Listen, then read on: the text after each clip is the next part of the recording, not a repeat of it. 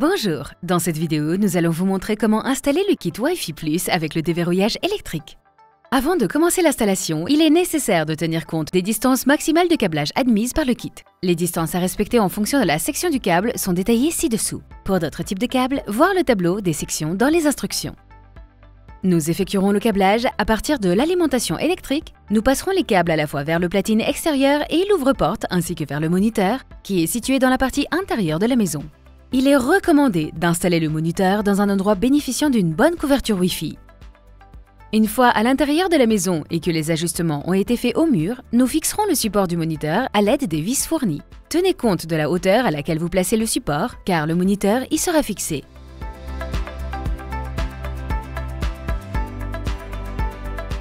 Nous irons ensuite à l'extérieur et procéderons à l'installation en surface du platine extérieur à la hauteur recommandée et nous visserons le support au mur.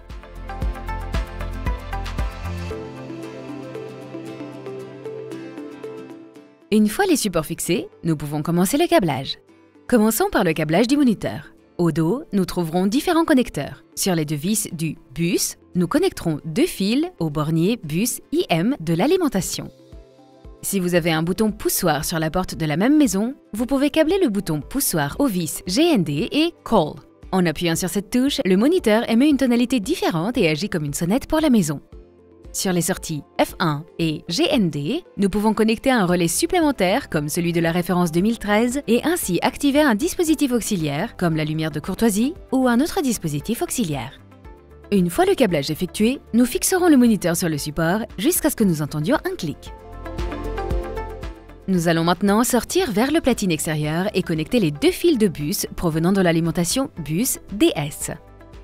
Les bornes PL et GND seront utilisées dans le cas d'un bouton poussoir de sortie pour ouvrir la porte lors de la sortie.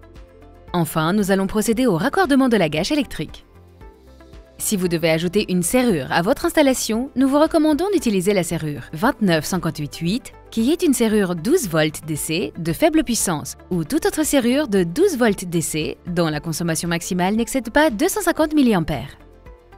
Il est important d'utiliser des varistances pour la protection de votre installation.